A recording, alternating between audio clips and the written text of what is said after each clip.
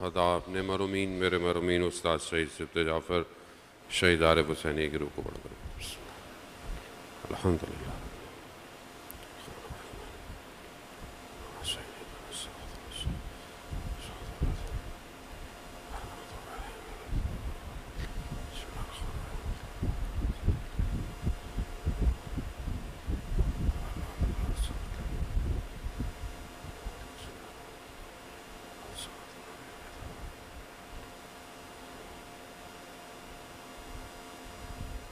امام زمانہ کی سلامتی کے لیے ایک دفعہ صلوات بھیج دیں۔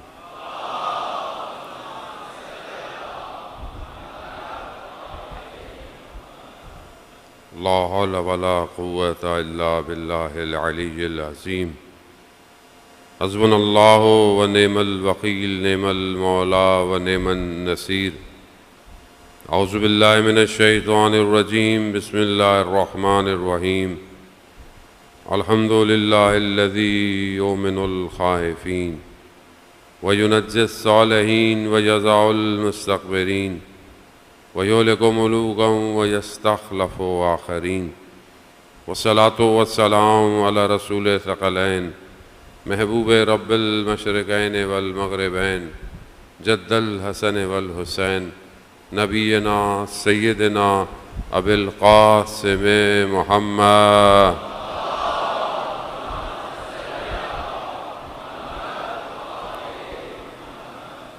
وعلى آلہ الطیبین الطاہرین المعصومین لا سیما بقیت اللہ فی الارضین روحی وارواحنا لتراب مقدم الفدا ولعنۃ اللہ علی اعدائہم اجمعین۔ بسم اللہ الرحمن الرحیم۔ رب اشرح لی صدری ویسر لی امری واحلل عقدۃ من لسانی یفقہوا قولی اما بعد فقط قال اللہ سبحانہ وتعالی فی کتاب الحکیم والقرآن المجید وما خلقت الجن والانس الا لیعبدون۔ صلوات بھیجتے محمد وآلہ وسلم۔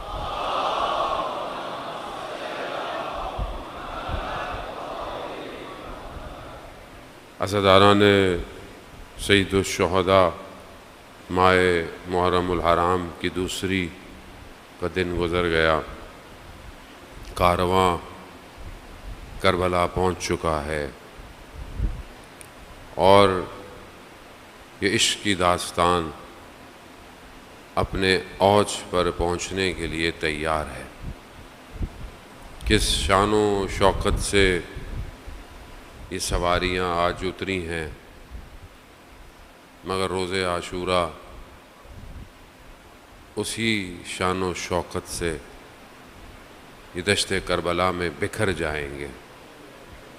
وہ غم اور حزن کے دن ہیں اور ہمیں بھی اپنے آپ کو امام کے اس کاروان کے ساتھ آگے کی طرف بڑھنا ہے۔ خداوند متعال نے جو ہمیں توفیق دی ہے کہ ہم اس نجات کی کشتی میں بیٹھیں، چاہے دنیا میں کہیں پہ بھی ہوں، کسی سال ہو، کوئی بھی ایج ہو، اس سے کوئی فرق نہیں پڑتا، امام کی کشتی سب کے لیے ہے۔ اسی لیے مجالس اور عزاداری ایسی ہونی چاہیے کہ جو اس میں سب کے لیے دروازے کھلے ہوئے ہیں، کیونکہ امام حسین کشتی نجات ہیں۔ نجات میں آنے سے لوگوں کو روکا نہیں جاتا بلکہ اور دروازے بڑھائے جاتے ہیں۔ خدا کرے کہ ہم خود بھی اس کشتی میں سوار ہوں اور دوسرے لوگوں کو بھی سوار کر سکیں۔ یہ بڑی ذمہ داری کا کام ہے، یہ خدا کی طرف سے ایک توفیق ہے۔ روز محشر سوال بھی کیا جائے گا کہ ہم نے تمہیں اس مکتب میں پیدا کیا تھا، تم کتنوں کو اس مکتب میں لے کے آئے۔ سید الشہداء علیہ السلام کی زندگی کا مقصد اور ہدف اور قیام عاشوراء ہمارے لیے ایک بے قرار سمندر ہے اور اس میں سے ہر کنارہ انسان کو کمال پہ پہنچاتا ہے۔ کل آپ کی خدمت میں تھوڑی بہت گفتگو کی توفیق ہوئی کہ حدیث کی روشنی میں کہ جہاں امام جعفر صادق علیہ السلام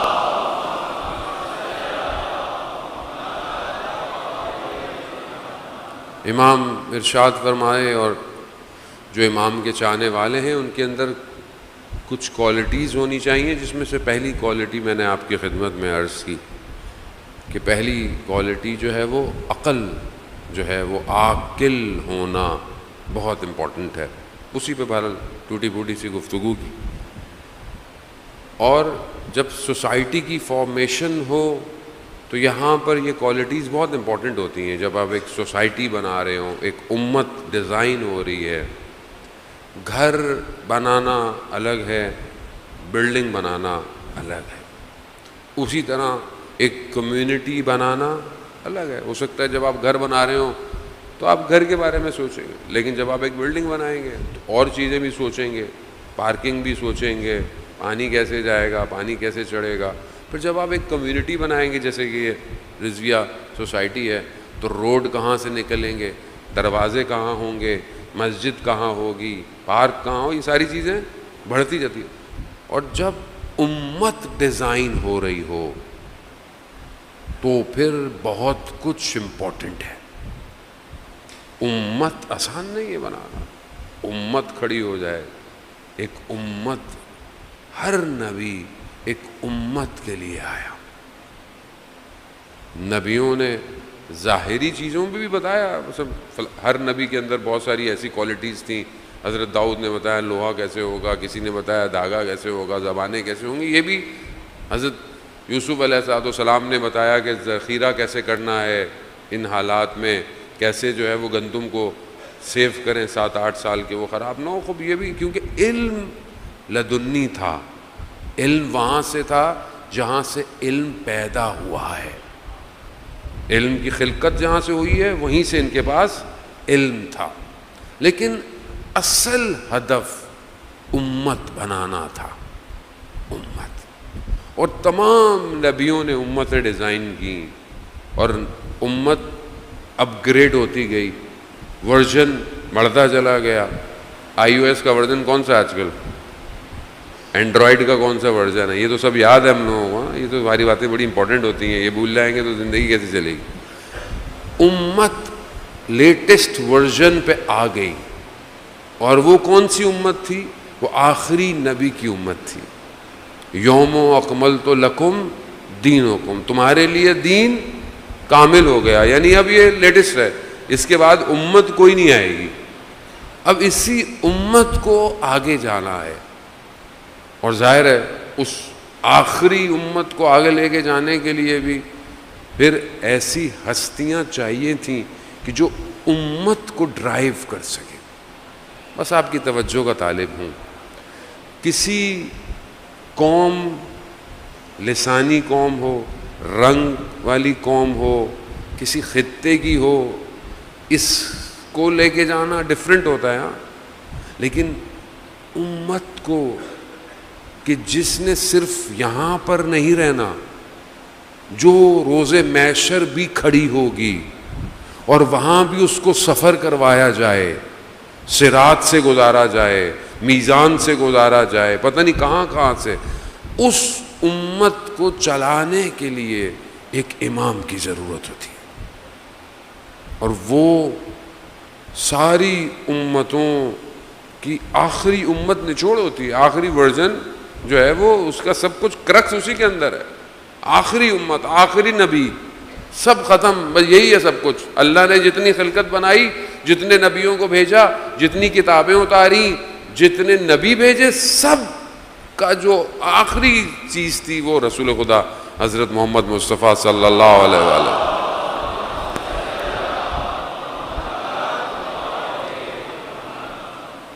اب وہ امت کہ جہاں اتنی انویسٹمنٹ ہے نا، انویسٹمنٹ کی گئی، اب اس آخری ورژن میں وائرس آ جائے، وائرس بھی کیسا ہو کہ جو بالکل ختم کر دے، اس جگہ یہ صرف اس ایک امت کا مسئلہ نہیں ہے، یہ پیچھے 1,24,000 نبیوں کی محنت کا مسئلہ تھا۔ اسی لیے سید الشہداء نے کیا کہا جب مدینہ چھوڑا، کیا کہا کہ میں اپنے جد کی امت کی اصلاح کے لیے نکل رہا ہوں، یہ امپورٹنٹ تھی. خاموش. وائرس ایسا آیا کہ سب سائلنٹ ہو گئے, اتنا خاموش ہو گئے تھے, کوئی بول نہیں رہا, کوئی کچھ کر نہیں رہا, کچھ کہہ نہیں رہا. اور قیامت تک کا معاملہ تھا اس عالم کا, اور پھر اس عالم کے بعد اس عالم میں بھی.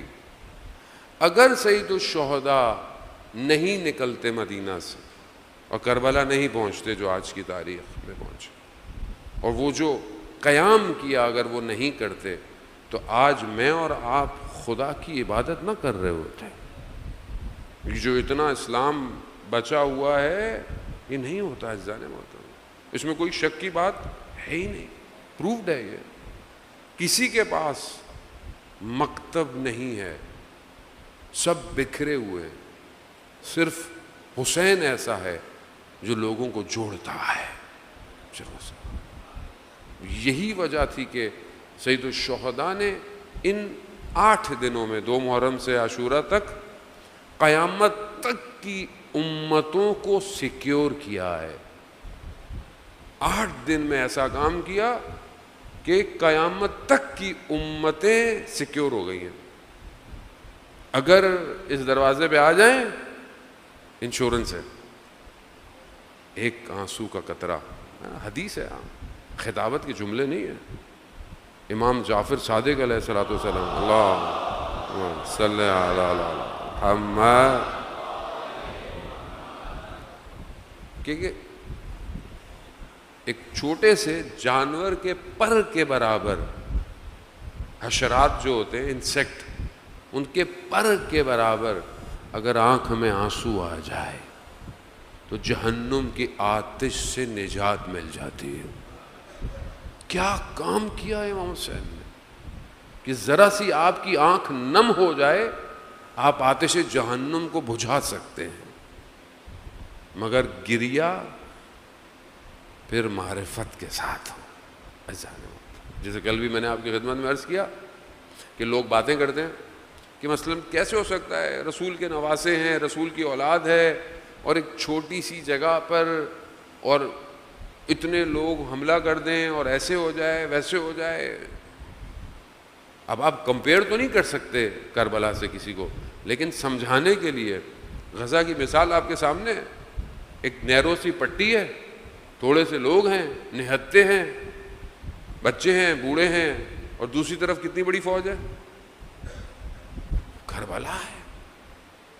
اور اگر امت سو رہی ہو تو اب کوئی تھوڑی آئے گا اپنا خون دینے کے لیے, اب تو صرف ظہور ہونا ہے. جو آ گیا وہ بچ گیا, جو سوچتا رہے گا پھر معذرت ہی کر سکتے ہیں, اور آپ کچھ نہیں. امام زمانہ آپشن نہیں دیں گے. امام زمانہ عجل اللہ تعالی فرجہ شریف, اللہم صلی علی محمد. ابھی لوگ کیوں نہیں بولتے, مطلب لوگ گھبراتے کیوں, بولتے کیوں نہیں ہیں؟ بڑے بڑے حکمران, لیڈر, آپ کو سمجھ میں آیا جو اس زمانے میں حکمران لیڈر تھے ان کو کیا چاہیے تھا؟ کسی کو رے کی گندم چاہیے تھی, کسی کو جاب چاہیے تھی, کسی کو کوئی پوسٹ چاہیے تھی, کسی کو کیا چاہیے تھی. ایسے لوگ تھے نا جو امام حسین کے مقابلے میں خاموش بیٹھے رہے, خاموش بیٹھے رہے. ابھی بھی لوگ خاموش ہیں, ہر کسی کو اپنی پوسٹ چاہیے نا. تو کیا ملے گا آپ مجھے بتائیں؟ حق کا ساتھ نہ دیا تو کچھ بھی نہیں ہے. اگر آپ ہاتھ سے نہیں کر سکتے تو زبان سے کریں, زبان سے نہیں کر سکتے تو دل سے کریں. کسی چیز سے تو برا سمجھیں کم از کم. کچھ نہیں کر سکتے تو کم از کم وہ چیزیں تو مت کھائیں پئیں جن چیزوں کا پتہ ہے آپ کو. وہ لوگ کہتے ہیں مولانا صاحب یہ تو لوگ ہمارے ہی تو نوکریاں کر رہے ہیں, اب ہم کیا کریں. میں بہت سخت بات کہنا نہیں چاہتا پھر کہیں بری نہ لگ جائے, اس لیے میں جو ہے وہ درگزر کرتا ہوں. اس کے بھی بہت سارے جواب ہیں جان محترم. آپ کے کام سے یا آپ کے کسی بھی چیز سے اگر کسی ایک غزہ میں بچے کا خون بہا جا رہا ہے تو آپ کیا کریں گے؟ کریں گے کام؟ نہیں کریں گے. صرف تفکر کی ضرورت ہے, فکر کی ضرورت ہے جان محترم. سید الشہداء کا مکتب یہی ہے کہ وقت کے یزید کو پہچانو تو صحیح، کچھ کر نہیں سکتے تو کم از کم پہچان تو لو کہ کم از کم ہاں یہی یزید ہے۔ تو یہ مکتب کہ کل میں نے آپ کی خدمت میں عرض کیا، پہلی کوالٹی عقل ہونی چاہیے۔ دوسری کوالٹی کی جو میں آج آپ کی خدمت میں عرض کرنا ہے، امام جعفر صادق علیہ الصلوۃ والسلام ارشاد فرماتے ہیں،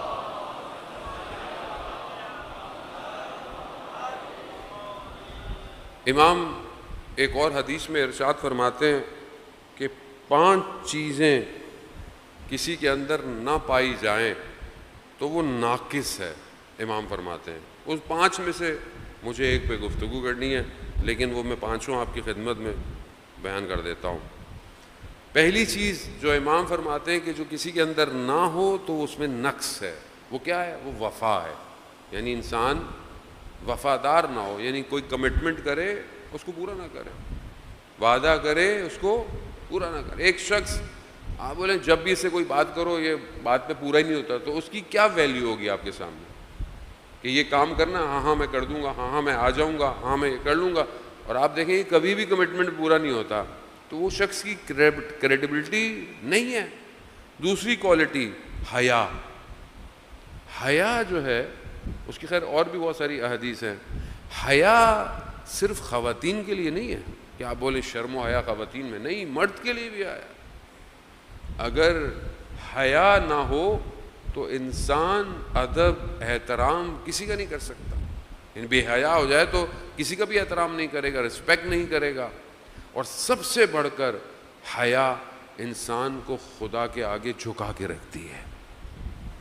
انسان اگر کسی اور کی حیا نہ کرے، کم از کم اسے یہ تو پتا ہے کہ خدا دیکھ رہا ہے، خدا تو اس کو دیکھ رہا ہے، کوئی نہیں دیکھ رہا مگر پروردگار تیرے سامنے میں حیا کرتا ہوں۔ ہمارا تو ایمان اور عقیدہ یہ ہے کہ ہمارے وقت کا امام ہمیں دیکھ رہا ہے، تو اگر ہمیں کسی اور سے شرم و حیا نہیں تو اپنے وقت کے امام سے تو ہونی چاہیے کہ امام دیکھ رہے۔ آیت اللہ تقی بافقی کا واقعہ آج پڑھا تھا میں، وہ ایک شخص مسجد جمکران گیا اور مشکل میں تھا، مسجد جمکران سے نکلا تو ایک سید ملے انہیں، اور انہوں نے کہا کہ فلانے شخص کو دیکھو وہ سڑک پہ صفائی کر رہا ہے، آیت اللہ عالم صفائی کر رہا ہے، اس کے پاس جانا، اس کو بولنا جو تمہارے پاس پیسے ہیں مجھے دے دے۔ تو یہ گیا ان کے پاس، کہا کہ وہ مجھے کسی سید نے بھیجا ہے کہ آپ کے پاس کچھ پیسے ہیں۔ تو انہوں نے سب سے پہلے اپنے سر پہ ہاتھ مارا کہ مجھے امام کیوں نہیں ملے، تمہیں مل گئے۔ تو خیر وہ انہوں نے دے دیا۔ آیت اللہ تقی بافقی کا واقعہ ہے کہ جب یہ عراق سے ایران آ رہے تھے زمینی راستے سے، تو بہت سردیوں کی رات تھی، بہت برف، تو انہوں نے بولا کوئی جگہ رات کو گزارنے کے لیے چاہیے، یہ بتانے کے لیے کہ امام کتنا قریب ہوتا ہے۔ تو یہ جانے لگے، تو وہ قہوہ خانہ جیسے چائے کی دکان ہوتی ہے تو وہاں جانے لگے، لیکن وہاں پر لوگ ایسے اوباش بدماش ٹائپ کے بیٹھے ہوئے تھے تو مناسب نہیں تھا۔ اب ان کو پتہ بھی رات بھی گزارنی ہے، برف گر رہی ہے، تو انہوں نے دیکھا کہ درخت کے نیچے ایک سید بیٹھا ہوا ہے، اور انہوں نے کہا کہ تم ادھر آ جاؤ، وہ جگہ تمہارے لیے مناسب نہیں ہے۔ رات گزاری، باہر برف ہے، درخت کے نیچے گرمی ہے، آرام سے رات گزاری، فجر ہوئی، کہا نماز پڑھیں، نماز پڑھی، پھر نکلنے لگے، جانے لگے، تو ان کو احساس ہو گیا کہ یہ کوئی اور نہیں ہے، یہ وقت کے امام ہیں۔ جیسے ہی احساس ہوا تو امام نے فوراً کہا کہ اب جب کہ آپ کو پتہ چل چکا ہے تو ہم جا رہے ہیں۔ تو کہا مولا پھر کب ملیں گے؟ کہا کم میں ملیں گے اور سبزہ زار میں ملیں گے خراسان۔ کم گئے، اندر بے چینی، تڑپ، 2-3 دن رہے، امام سے ملاقات نہیں ہوئی، چلے گئے۔ سبزہ زار پہنچے، کہا کہ پتہ نہیں اب امام ملیں گے کہ نہیں ملیں گے، ایسے میں امام نے ہاتھ رکھا تو کہا مولا میں تو کم میں آپ کا انتظار کر رہا تھا۔ کہا میں کم میں حرم کے باہر جو ہے وہ کھڑا ہوا تھا آپ کے برابر میں، مگر ایک خاتون آپ سے مسئلہ پوچھ رہی تھیں اور آپ سر جھکائے مسئلے کا جواب دے رہے تھے، میں آپ کے برابر میں کھڑا ہوا تھا۔ عزیزان محترم، ہمیں نہیں پتا کہاں ہمارا امام ہمارے ساتھ ہو. اسی لیے کسی اور سے نہیں تو امام سے ضرور حیا کیا کرے کہ انسان حیا کوئی نہیں دیکھ رہا، امام دیکھ رہا ہے. یہ دوسری کوالٹی. تیسری کوالٹی امام کہہ رہے ہیں کہ انسان کے اندر ہونی چاہیے، وہ حسن خلق ہے، یعنی انسان کا اخلاق اچھا ہونا چاہیے. انشاءاللہ اس پہ بعد میں بات کریں گے. تدبیر یعنی پلاننگ ہونی چاہیے. ایسی زندگی نہیں ہونی چاہیے کہ بغیر انسان کے پاس کوئی اس کا رول، گول، ویژن، مشن ہو ہی نہیں. پتہ نہیں دیکھیں گے آگے کیا کریں گے. اصل مدبر پروردگار ہے، اس میں کوئی شک نہیں ہے، لیکن آپ کی زندگی میں بھی پلاننگ یا کیریئر اپرچونٹی یا کونسلنگ ہونی چاہیے. پانچویں جو چیز جس پہ گفتگو کرنی ہے وہ امام فرماتے ہیں کہ یہ ساری خصوصیتیں اس کے اندر جمع ہو جاتی ہیں، اور وہ کیا ہے؟ وہ ہے احرار، یعنی آزاد ہونا، حر ہونا. حر یعنی آزادی انسان کے اندر ہونی چاہیے. آزادی کیا ہے؟ یہی ہے. امام نے کیا فرمایا تھا؟ امام کے جملے یقیناً آپ کو یاد ہوں گے کہ جب روز عاشورہ امام جو ہیں وہ زمین کربلا پر ہیں اور بدن اتنا زخمی ہے کہ امام ہل نہیں سکتے اور انہوں نے خیموں کی طرف حملہ کیا، تو امام نے کیا کہا تھا؟ اگر تمہارے پاس دین نہیں ہے اور تم قیامت پہ یقین نہیں رکھتے تو کم از کم آزاد تو رہو، آزاد تو رہو، میں بھی زندہ ہوں. یہ جو آزادی ہے یہ بہت امپورٹنٹ ہے. کل میں نے تھوڑی سی گفتگو کی تھی. آزادی کسے کہتے ہیں؟ اصل آزادی کیا ہے؟ یعنی کوئی رکاوٹ نہ ہو، کوئی باؤنڈری نہ ہو، کوئی شرائط نہ ہو، آپ جو دل چاہے کریں. تو یہ آزادی نہیں ہے. اصل میں آزادی کی ڈیفینیشن کیا ہے کہ ہم آزاد ہو جائیں. کس سے آزاد ہو جائیں؟ کس چیز سے؟ آزادی پازیٹیو بھی ہے، آزادی نیگیٹو بھی ہے.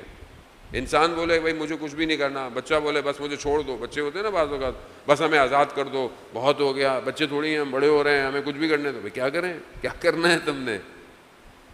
جب آپ اسکول میں پڑھتے ہیں تو اسکول کے اندر آپ کو پڑھنا تو پڑتا ہے نا. مطلب اتنی کلاسیں لیں گے، اتنے دن چھٹی کریں گے، کیا ہوگا؟ اسکول سے باہر نکال دیں گے. تو کیا آزادی ہے؟ آزادی ہے مگر شرائط کے ساتھ.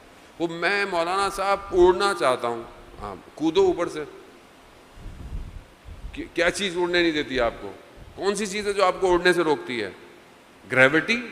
گریوٹی آپ کو اڑنے نہیں دیتی ہے. بولو مولانا صاحب یہ کہ اب آزاد ہے بندہ، اڑنا چاہیے. اڑو، پر لگاؤ، جہاز بنانا پڑے گا، چیزیں بنانی پڑیں گی.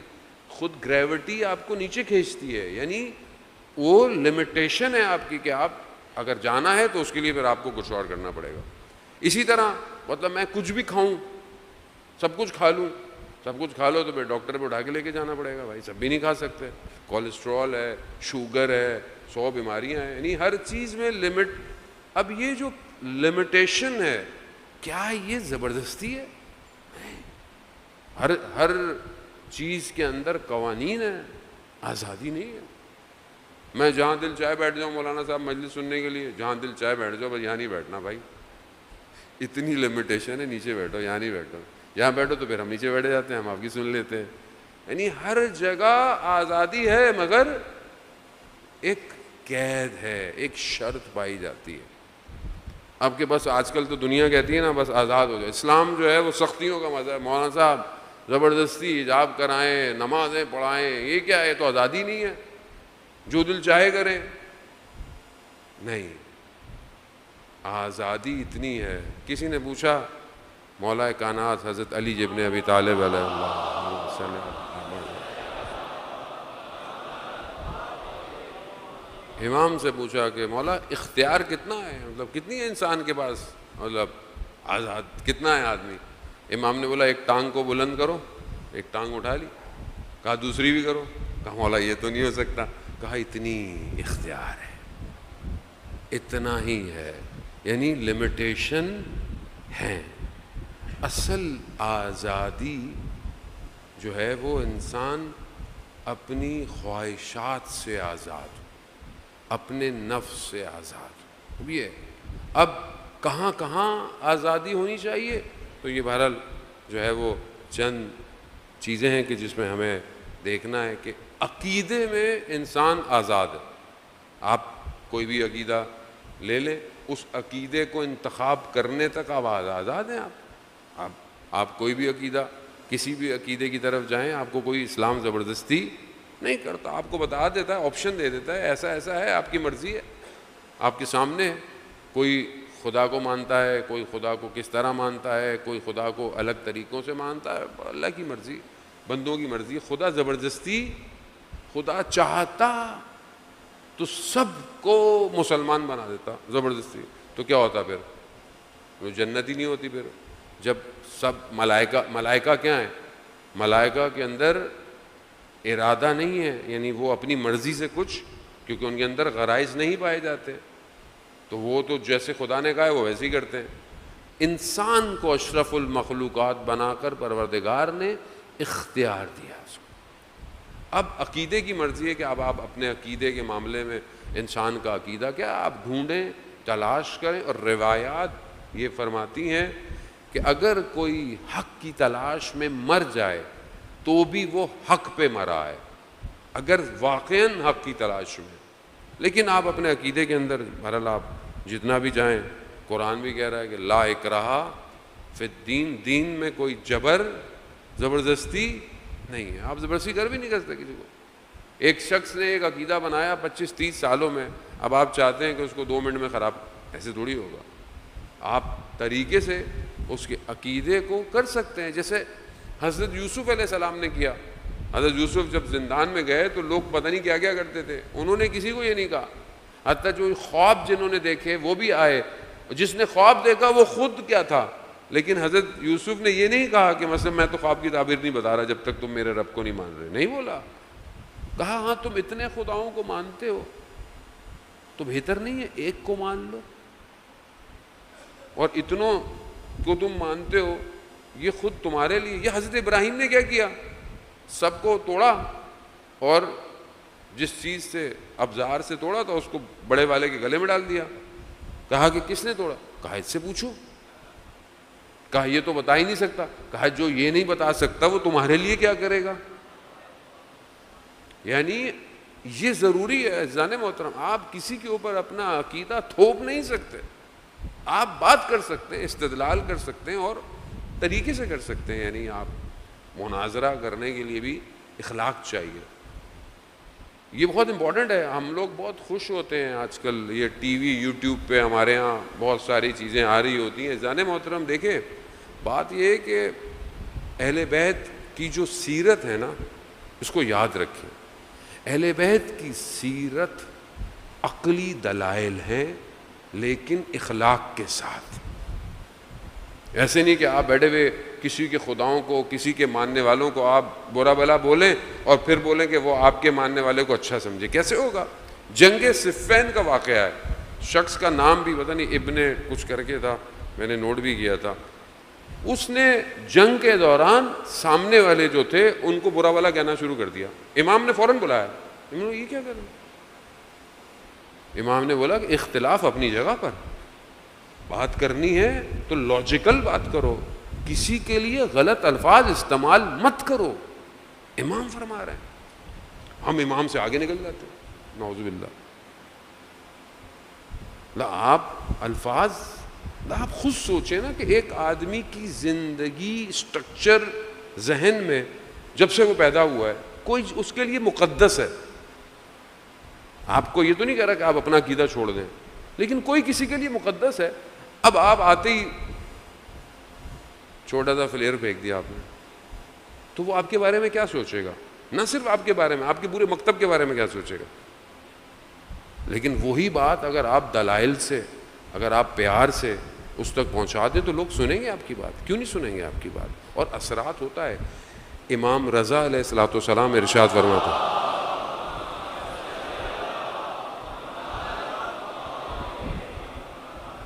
امام ارشاد فرماتے ہیں کہ تم لوگوں تک ہماری بات پہنچا دو, لوگ خود ہماری طرف آئیں گے, خود آئیں گے. آپ لوگوں تک ان کی بات پہنچائیں. تو یہ عقیدے کا جو ہے وہ بہت ضروری ہے. ایک آزادی, عقیدے کی آزادی ہے. دوسری آزادی جو ہے وہ اجتماعی ہے. مثال کے طور پر اجتماع میں آپ چاہتے ہیں آزادی ہو، لیکن آپ کسی کے گھر میں تھوڑی گھس سکتے ہیں. آپ کی چار دیواری آپ کی لمٹ ہے. آپ بولے میں اگلے گھر میں گھس جاؤں. صدر اسلام کا واقعہ ہے کہ ایک شخص کا درخت کسی اور کے گھر کے اندر آ رہا تھا اور وہ بغیر پوچھے گھس جاتا تھا اس کے گھر میں. اب اس کے گھر والے بیٹھے ہیں، یہ بول رہے ہیں، تو اس نے آ کے رسول خدا کو شکایت کی کہ یا رسول اللہ، یہ گھر میں بغیر پوچھے آ جاتا ہے. میرے گھر میں میری خاتون کے سر پہ چادر نہیں ہوتی یا کچھ نہیں ہوتا، یا ہم آرام سے بیٹھے ہوئے، یہ آ جاتا ہے درخت میں اپنے درخت کے پھل کاٹنے کے لیے. تو رسول خدا نے اس کو بلایا، کہا کہ بھائی ایسا نہیں کرو، اس کا گھر ہے. لیکن وہ بہت ہی اب کچھ کہہ بھی نہیں سکتا آدمی.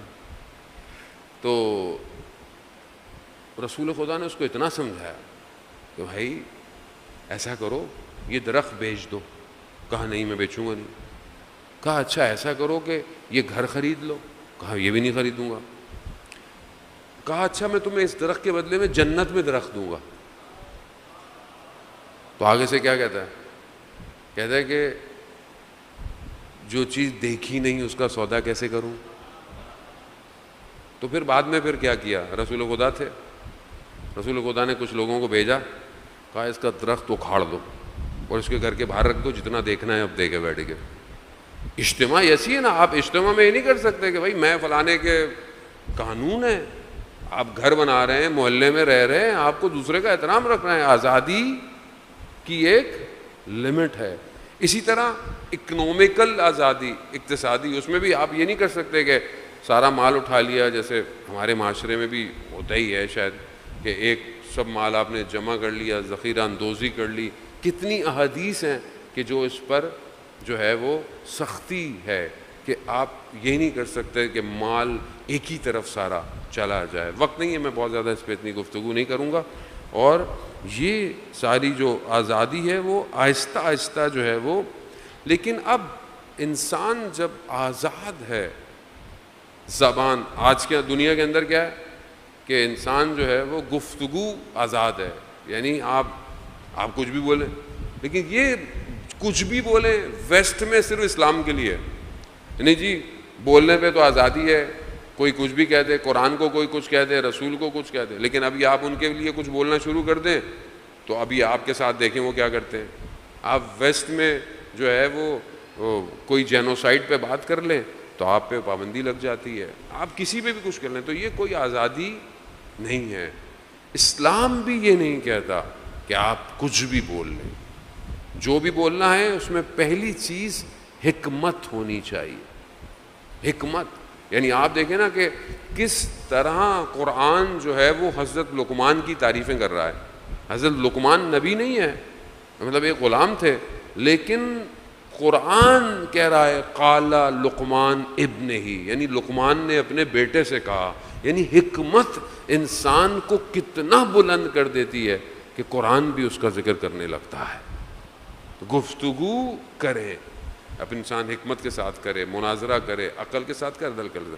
تو یہ بہرحال چند چیزیں کہ جسے امام حسین چاہتے تھے کہ آزاد رہو. آزادی امپورٹنٹ ہے، لیکن خواہشات سے، نفس سے، ظلم کے مقابلے میں آزاد رہو. ظلم برداشت کر رہے ہو، کیوں نہیں بول رہے؟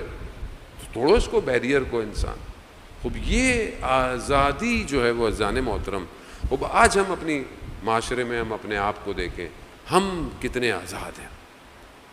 ہماری زندگی اور اصل آزادی عزیزان محترم، آیت اللہ خامنائی فرماتے ہیں اصل آزادی اپنے آپ کو خدا کے حوالے کر دینا ہے. یعنی جو اپنے آپ کو خدا کے حوالے کر دے پھر وہ ہر چیز سے آزاد ہے، پھر کوئی چیز اسے روک نہیں سکتی. پھر جو ہے وہ خدا کے لیے ہے. خوف خدا سے ہے، دنیا کے آگے نہیں جھکے گا، خدا کے آگے جھکے گا. اگر کوئی بات کہے گا خدا کے لیے کرے گا. یہ خدا کی طرف پڑھنا. اصل امام حسین علیہ السلام بھی یہی چاہتے تھے کہ یہ جو ہمارے اندر کوالٹی پیدا ہو، ہم ایک امت بن پائیں. آج ظہور کے ہم لوگ قریب ہیں اور جو دنیا کے حالات ہیں وہ ہمیں ظہور کے نزدیک کر رہے ہیں. تو کیا ہم آزاد ہیں کہ ہم اپنے وقت کے امام کا ساتھ دے پائیں گے؟ کیا ہم چیزوں میں پکڑے تو نہیں ہوا؟ معاشرہ اپنی جگہ، سوسائٹی اپنی جگہ، عقیدہ، ساری چیزیں امپورٹنٹ ہیں، عقیدہ آزاد ہے، زبان آزاد ہے، اقتصادیات یعنی آپ کا اکنومیکل سسٹم آزاد ہے کہ آپ امام زمانہ کو سپورٹ کر پائیں گے، آپ کی زبان آزاد ہے کہ آپ اپنے امام زمانہ کے لیے کچھ کہہ پائیں گے۔ سب سے بڑھ کر کیا میرا نفس آزاد ہے میری خواہشات سے کہ میں اپنے امام تک پہنچ پاؤں؟ سب سے بڑی رکاوٹ تو میں خود ہوں اپنے لیے، میری خواہشات۔ عزیزان محترم، یہ بہت تھوڑی سی زندگی ہے، اور اس تھوڑی سی زندگی میں اپنے آپ کو ایسا، امام حسین علیہ الصلوۃ والسلام ارشاد فرماتے ہیں،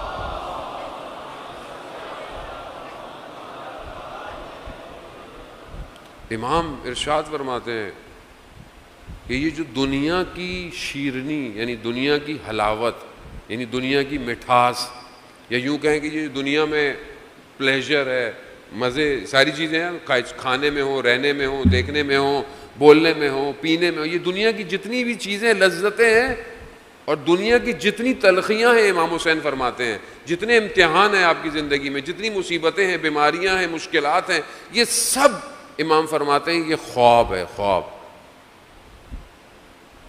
اور اصل کامیابی آخرت میں۔ یعنی جتنی چیزیں ہم استعمال کر رہے ہیں، جتنی زندگی میں ہم خوش ہو رہے ہیں، یہ کچھ بھی نہیں ہے، یہ خواب ہے۔ خواب میں آپ کہیں اونچائی سے گر رہے ہوں، ایک دم آپ اٹھ جاتے ہیں تو کیا آپ کو نقصان ہوتا ہے یا آپ کو پتہ چلتا ہے؟ آپ گھبراتے بھی نہیں ہیں۔ کیوں نہیں گھبراتے؟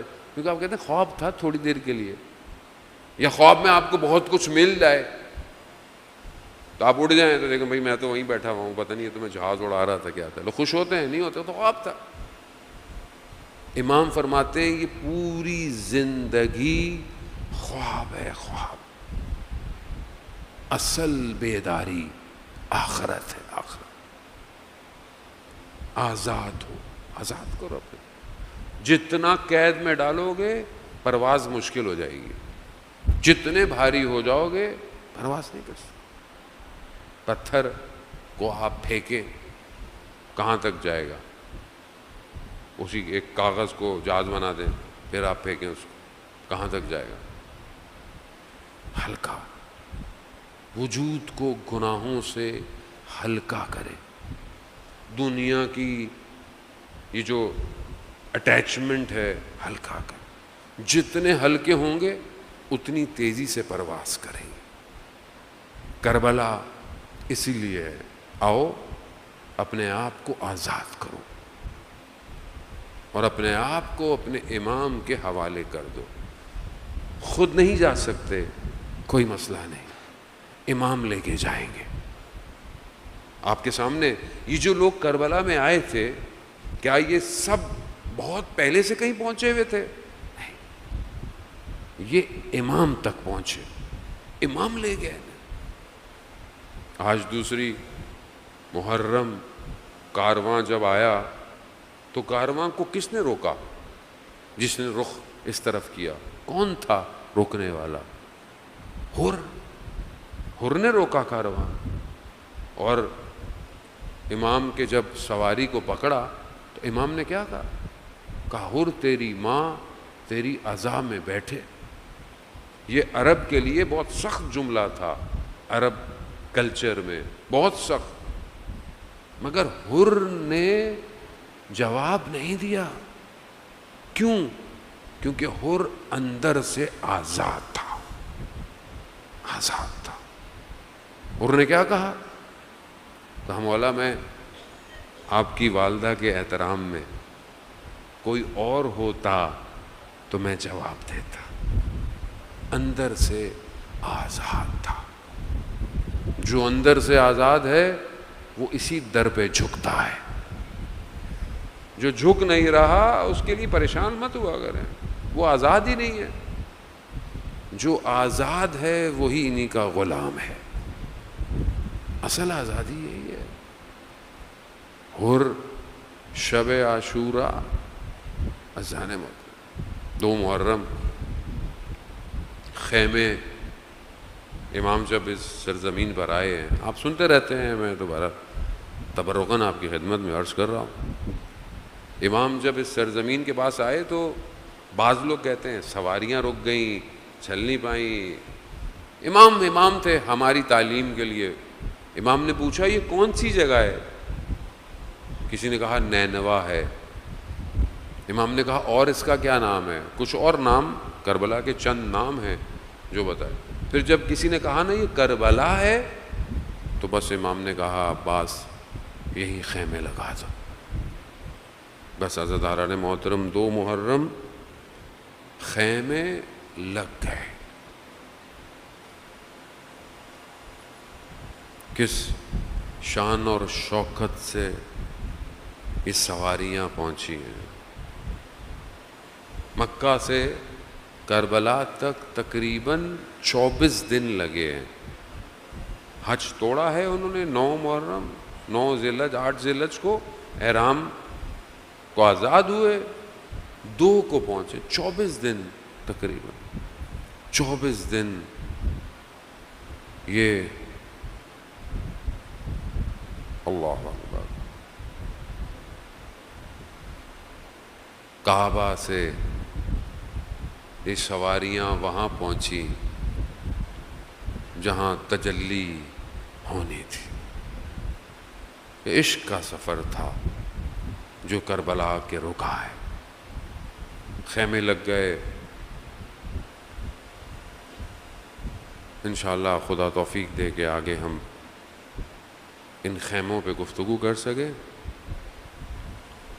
مگر یہاں حضرت حر، آپ دیکھیں نا کہ جب انسان آزاد ہو جاتا ہے، حضرت حر جیسی شخصیت، آج بھی حضرت حر کتنے لوگوں کو آزاد کر رہے ہیں۔ آج بھی آپ ان کی زیارت پہ جائیں، خدا توفیق دے، کتنے لوگوں کو حضرت حر کہاں پہنچا رہے ہیں۔ یعنی جب ایک شخص آزاد ہو جائے تو کتنے لوگوں کو وہ خود لے جاتا ہے امام حسین کے کاروان میں۔ ایک عالم دین تھے، مریض تھے بہت زیادہ، اور ان کے دوست ان کو حضرت حر کی زیارت پہ لے کے گئے تو وہ ہل نہیں سکتے تھے، لیٹے ہوئے تھے، بدن میں مشکل تھی، تو دوست چھوڑ کے چلے گئے کہ ہم کہیں اور سے ہو کے آتے ہیں۔ تو انہوں نے دیکھا کہ ایک عرب خاتون آئی اور انہوں نے حضرت حر کی جالی کو پکڑا نیچے سے، اور وہاں پر یا کاشف الکرب ان وجہ الحسین اکشف کربی بحق الحسین، اے وہ جس نے امام حسین کے چہرے سے کرب کو دور کیا، مجھے شفا دے دے حسین کے صدقے میں۔ کہتے ہیں اس نے ایک جالی پکڑی، پھر اوپر، پھر 3 کرتے کرتے وہ شفا لے کر چلی گئی، اور کہتے ہیں میں وہاں بیٹھا ہوا یہ دیکھ رہا ہوں، میں نے اپنے آپ کو بڑی مشکل سے زری کے قریب کیا، اور میں نے بھی ایک ایک پکڑنا شروع کیا اور پڑھنا شروع کیا، یا کاشف الکرب ان وجہ الحسین۔ کہا میں نے دیکھا آہستہ آہستہ میرے بدن میں ایک انرجی آنا شروع ہوئی اور میں سالم کھڑا ہو گیا۔ اور ہم نہیں سمجھے ان ہستیوں کو، کیونکہ یہ سب ستارے ہیں نا، اور ظاہر ہے خورشید حسین ہے تو ستارے روشنیوں میں نظر نہیں آتے، مگر ستارے تو ہیں۔ اذان موت، حضرت حر شب عاشورہ خیمے میں ٹہل رہے ہیں۔ 7 شخص نے پوچھا حر کیا ہوگا، پریشان لگتے ہو؟ کہاں قرار نہیں تھا کہ صبح جنگ ہو، میں تو جنگ کے لیے نہیں آیا تھا۔ تو وہ سمجھا کہ شاید ڈر گئے ہیں۔ کہا حر کوفہ میں سب سے شجاع ترین شخص اگر کوئی پوچھے کون ہے تو تمہارا نام لیتے، تمہیں کیا ہو گیا ہے؟ کہا نہیں، میں اپنے آپ کو جنت اور جہنم کے درمیان میں دیکھ رہا ہوں۔ بس حر نے وہ رات گزاری اور دن ہوتے ہی امام کی خدمت میں گیا اپنے بیٹے کے ساتھ۔ جناب علی اکبر نے امام حسین سے کہا کہ بابا حر آئے ہیں۔ امام نے کہا ہاں ہاں حر کو آنے دو آنے دو. حر آئے امام کی خدمت میں، خدا کی بارگاہ میں توبہ کی. امام نے حر کو قبول کیا. حر نے کہا مولا مجھے اجازت ہے؟ کہا ہاں اجازت ہے. امام حسین جیسی شخصیت کوئی آئے اور امام اسے نہ بٹھائیں، لیکن امام نے کہا ہاں جاؤ. کیسے بٹھاتے؟ کوئی آئے تو کم سے کم پانی تو پلاتا ہے انسان، اور خیموں میں پانی نہیں تھا. کتنا کریم ہے حسین، اور اتنی ہی بڑی مظلومیت کہ کوئی حسین کے پاس آئے. ہاں ہاں حر جاؤ جاؤ. حر جانے لگے. کہا مجھے اجازت ہے میں اہل حرم سے معافی مانگ لوں؟ عزاداران محترم خیموں کے باہر بیٹھ گئے اور یہی کہا کہ بیویوں سے کہ روز قیامت میری شکایت اپنی والدہ سے مت کیجیے گا. اللہ. حر بھی جانتے ہیں نجات کہاں سے ملنی ہے. حر جانتے ہیں جانے محترم. ظاہر ہے جس ماں نے چکیاں پیس کے حسین کو پالا ہو، وہ ماں جانتی ہے نا حسین کیا ہے. ہمیں تو نہیں پتا. خدا کرے کہ ہمیں معرفت ہو، لیکن ماں ماں ہوتی ہے. تو جب امام حسین دنیا میں آئے تھے تو آپ جانتے ہیں کہ جب رسول خدا کے ہاتھ نے بلایا، حضرت جبرائیل آئے اور وہ سب بتایا تو رسول خدا گریہ کرنے لگے، رونے لگے. جب یہ دیکھا تو امام علی آئے، کہا میرے بیٹے میں کیا ہے؟ وہ بھی رونے لگے. بی بی تشریف لائیں، کہا بابا میرے بچے میں کوئی مشکل؟ کہا نہیں، مجھے جبرائیل نے آ کے یہ بتایا. تو بی بی بھی رونے لگی اور روتے روتے یہی پوچھا بابا جب حسین کے ساتھ یہ ہوگا تو آپ ہوں گے؟ کہا نہیں. کہا علی ہوں گے؟ کہا نہیں. کہا میں ہوں گی؟ کہا نہیں. تو کہا بابا میرے حسین کو کون روئے گا؟ اللہ اکبر اللہ. ہمیں نہیں پتا ہماری قدر کیا ہے. رسول خدا نے کہا نہیں بیٹی، خدا ایک قوم پیدا کرے گا جو تمہارے حسین پہ گریہ کرے گی. اللہ اکبر اللہ اکبر. ہاں زیادہ حر جانتے تھے. حر نے اسی لیے کہا کہ روز محشر اپنی والدہ سے میری شکایت مت کیجیے گا. کیوں؟ کیونکہ حر نے تو روکا تھا. حر نے روکا تھا، خیمے لگے ہیں. اب حر کیا کرے؟ مگر کتنا کریم خاندان ہے. حر سے پہلے حر کا بیٹا گیا اور پھر گر گیا.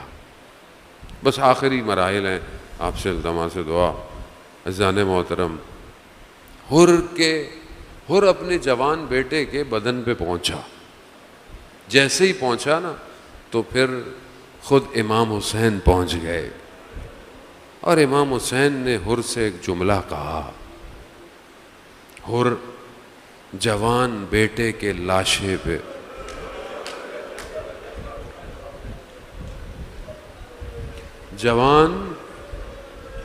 جوان بیٹا پتا ہے نا آپ کو کسے کہتے ہیں؟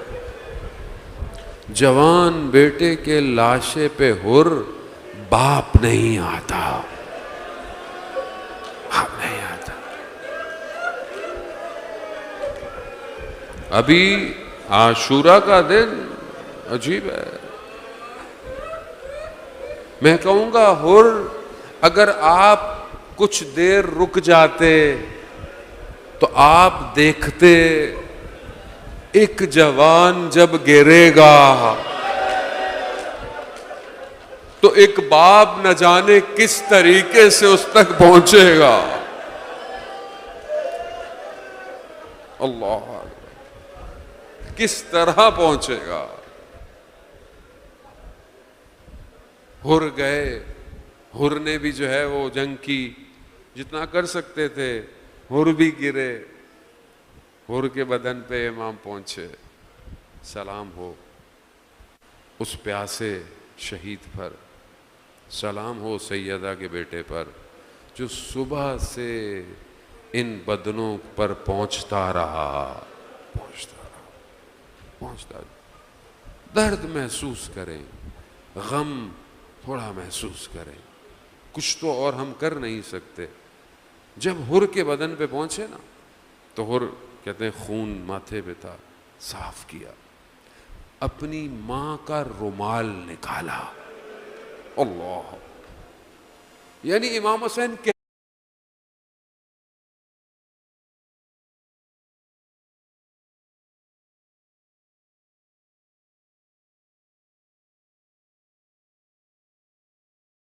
عمر اور سلامتی عطا فرما، پروردگار عطا فرما، پروردگار فلسطین کے مسلمانوں کی حمایت فرما، ان مظلوموں کے لیے مسلمانوں کو یکجہتی کی توفیق عطا فرما، پاکستان کو عزت اور استحکام عطا فرما، اس کے دشمنوں کو نیست اور نابود فرما۔